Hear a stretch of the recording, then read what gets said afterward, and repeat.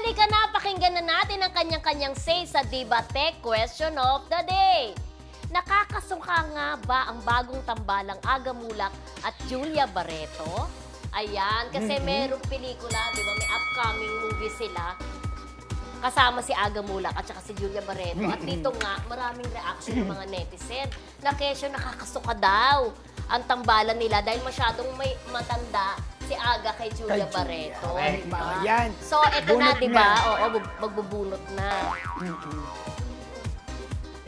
Yes. Yan. Yes! Diyos ko sa Kristo. Baka maybe na naman ako. Pero ko, Alam mo, napansin ko pag bumubunot, magkadalawang sunod, di ba? Oo, hindi natuloy, di ba? Ayan. Tanong ng tanong, pwede naman magtanong mamaya, di ba? yes! Para sa akin nakakasuka kasi parang kung isipin, parang napakabata naman ni Julia para iparehas dito kay Aga Mulak na parang nga totoo yung sinasabi na iba na parang lolo-lolo na ang dati. Maganda sana i-partner si Julia din sa mga halos kasing edad niya, di ba? Parang mas maganda yung may kilig-kiligan. Pero dito sa pelikula nila ni Agay, paano ka kikiligin kung ganyan ang kapartner mo, yung mas bata sa'yo, di ba? Parang wala nang kilig-kiligan. Di ba? Yung mga ano nga, sinasabi mga matatanda na, mga edad-edad na, pag nakikita natin sila na sweet-sweetan, parang, kadiri, masyadano, sweet-sweetan pa. Pero di ba, kaya ako, hindi ako pabad na sila iparehas, si Julia at si Aga. Ang dapat kunin na lang ng Viva ay si Gerald Anderson. Julia Barreto, di ba? Ako naman, no. Hindi nakakasuka para sa akin. Bakit? It's cliche to say, age doesn't matter when it comes to love. Diba? So, hindi naman ipapartner yung dalawang yan. Siyempre, pinag-isipang mabuti ng Viva o ng scriptwriter o yung bumubuo ng pelikula na yung kwento ba ay tatakbo talaga sa isang matanda at isang medyo bata sa kanya. Hindi lang naman itong first time na makikita natin na may ganyang love story. Mga May-December love affair, di ba? Si Ate Guy gumawa na rin yan, tsaka si Yul Serbo sa pelikulang Naglalayag. Naglalayag, di ba? Maganda rin yung pelikulang yun. So, I don't think so na nakakasuka. Yung mga netizens, kasi, kumbaga, comment sila ng comment kaagad.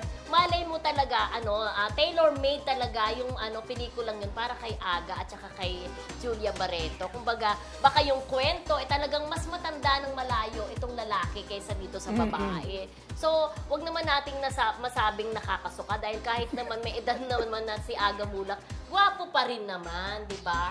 At pag nakapanood natin yung pelikula, maiintindihan natin kung bakit ganun yung age gap nila. So, I don't think so na nakakasuka. Yun na nga. Go! Oo, ako naman. So, ikaw maybe, pero yun, go! Ako maybe. Kasi, pwede rin kasing sabihin na nakakasuka.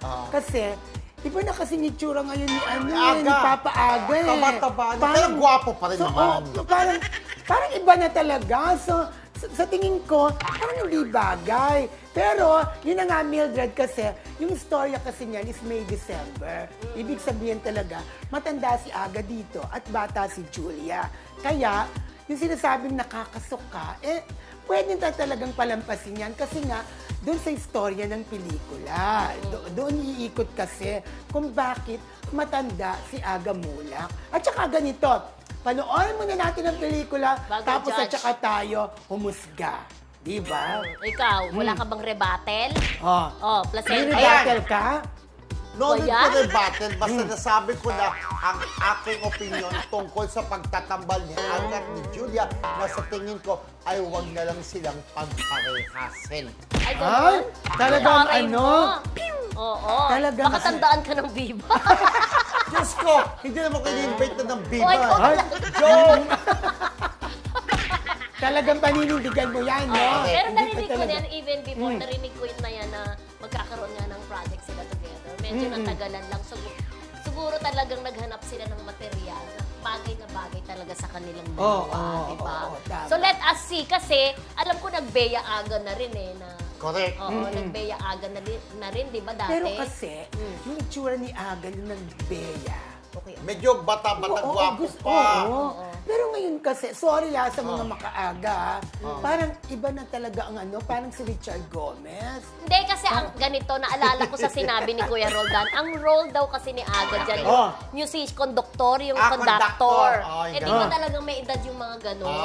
Nanay-love. Hindi, Hindi, maraming pero halos conductor na. lahat. Di ba may Conductor na edad? walang edad. Baka isa sa mga tinuturuan niya sa mga... Anyway, siguro ako lang kasi, yung opinion ko lang kasi, bumabase dun sa itsura ni Aga ngayon, kaya nasasabi ko yung gano'n. Oo. Pero okay din naman, tsaka panoorin natin ngayon. Correct. Ako naman, syempre, pinanindigan ko lang kung alin na bunot ko. Huwag kayo diba? magagalit yung mga... Huwag kayo magagalit. Ano, Pero kay- ito yung debate na kung alin na bunot ko, hindi na yung paglalaban na.